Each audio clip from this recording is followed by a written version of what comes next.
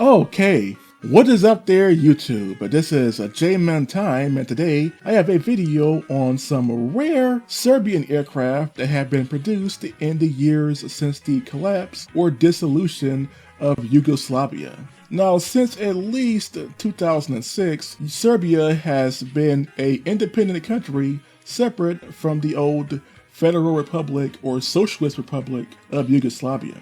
In 1991, Yugoslavia collapsed into civil war, and in the late 1990s and early 2000s, this left only Serbia and Montenegro as the only two representatives of Yugoslavia. In 2006, both countries decided to go their own separate ways, and now Serbia is an independent country. Now, during the days of Yugoslavia, Serbia did manufacture aircraft for the Yugoslav Air Force, and now, fast forward to the 21st century, Serbia actually still manufactures some military-grade aircraft for its own Air Force, the Serbian Air Force. Now, the last project that the Serbs worked on was the Navi Galab, which was an experimental or proposed fourth-generation multi-role aircraft or fighter aircraft project from the early 1990s, but that was canceled due to the Yugoslav conflict. And since at least 2007-2008, Serbia has begun to manufacture some military-grade aircraft for their own air force. The first aircraft on the list is the ATVA Lost 95. Also known as the Swallow 95. And this is a Serbian piston-powered trainer aircraft that can also double as a coin or counterinsurgency aircraft. Now, this aircraft project was developed in the 1980s originally, but the project was canceled in the early 1990s, but was revived again in the mid-2000s, and by 2009, they had their first working prototype. The ATVA Lost 95 has two hardpoints, and these hardpoints allow it to carry a multitude of different air-to-air and air-to-ground weapons. The main armament is either two 7.62 or two 12.7mm machine gun pods. These are machine gun pods, detachable gun pods that can be swapped and altered in any way. It can also carry two 57mm 7-barreled rocket pods.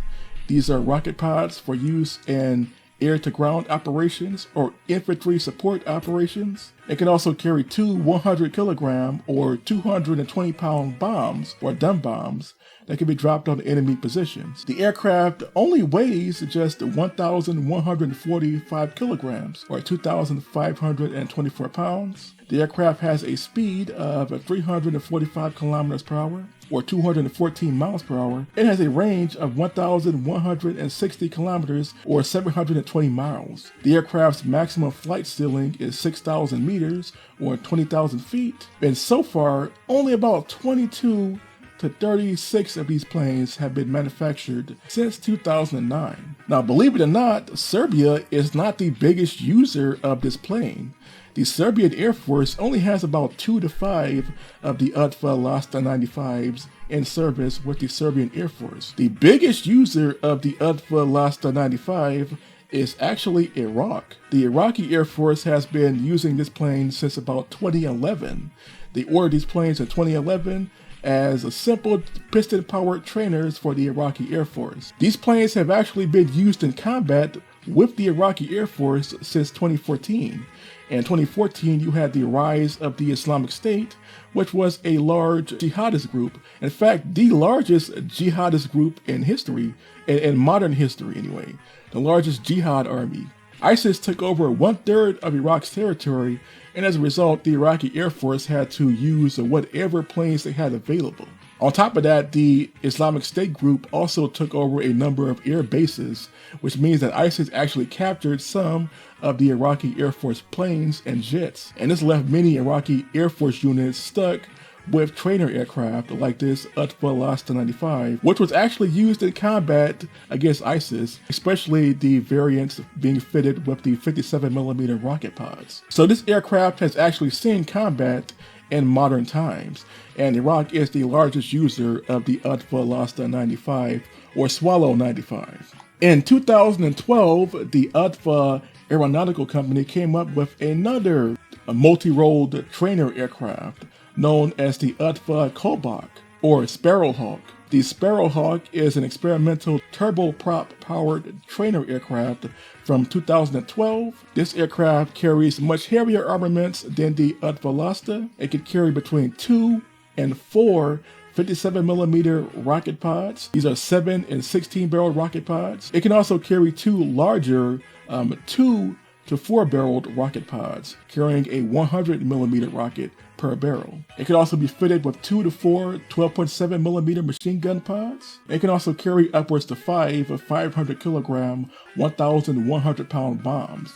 The aircraft weighs just 1,700 kilograms or 3,748 pounds and has a speed of just 555 kilometers per hour or 345 miles per hour. It has a maximum range of 1,537 kilometers or 955 miles and has a maximum flight ceiling of 11,580 meters or 37,990 feet. Now, since 2012, only 2 prototypes of this plane have been built and have been showcased, and it doesn't seem like this aircraft has any buyers.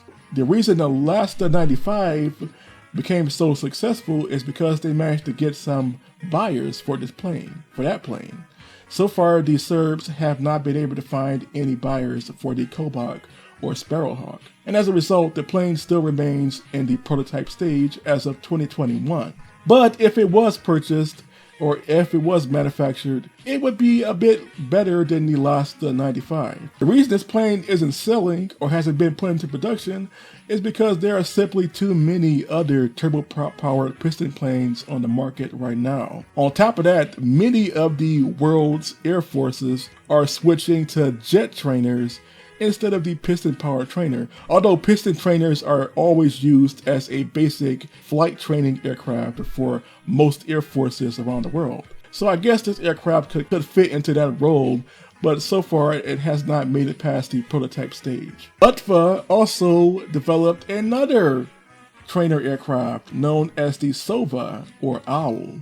And this plane entered limited production starting in 2018, 2019, and so far only a small number of these have been produced. This aircraft here is a turboprop plane, and it can be fitted with either 2 7.62mm gun pods or 2 57mm rocket pods with 7 rockets per barrel, or 2 to 4 50 kilogram or 110 pound bombs. The aircraft weighs just 750 kilograms or just 1,653 pounds. And the aircraft has a maximum speed of just 230 kilometers per hour or 142.9 miles per hour. A maximum range of just 670 kilometers or kilometers or just 416 miles. The maximum flight ceiling is just 3,200 meters or 10,500 feet. And only a small number of these planes have been built. Now this plane here is made of even lighter materials than the last 95 or the Kobach. So it is a very, very light military or Air Force trainer that seems to be in production now, but has not been adopted by the Serbian Air Force. So this might be an export-only plane. And then the last aircraft that had been developed by the Serbs since the fall of Yugoslavia, the dissolution of Yugoslavia, is a very strange aircraft because it's not really just a Serbian plane. It's really an American plane that is supposed to be manufactured by or developed by both Serbia and the US, which is a strange relationship as these countries were literally at war in the late 1990s and early 2000s, and now there are American and Serb companies that are trying to work together to develop new jet aircraft. And that is the next plane on the list, known as the Stavatti Javelin. In Serbia, it is being called the Navi Galab G5, or the 5th generation of the Galeb series of aircraft, or jet aircraft. Now, this project is a joint project between the Serbian ATVA Aeronautical Company and the American Stavatti Aeronautical Company. And this is supposed to be a new type of jet trainer known as a VLF, or very light fighter, or very light jet fighter.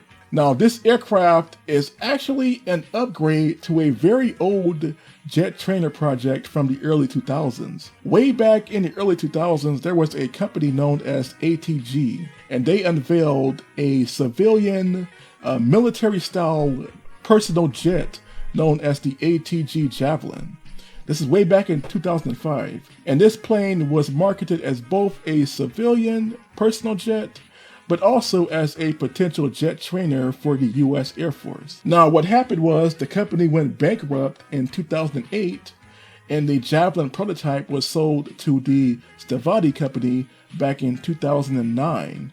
And since 2009, they have used this plane as the basis for many of their own projects. And this here, the Stavatti / ATVA Navi Galab G5, or just in the US, it's known as the Stavatti Javelin Mark 30. This is pretty much just an upgraded prototype of an old civilian / military jet trainer from the early 2000s. In terms of its appearance and performance, it's basically like an F5 Tiger, but even slower. It's like a slower version of the F5 Tiger or F5 Tiger II jet trainer that is already being used by the US Air Force, still being used by many NATO allies. This Stavatti Javelin Mk30 / Navi Galab G5 has a maximum weight of 4,655 pounds or 2,111 kilograms.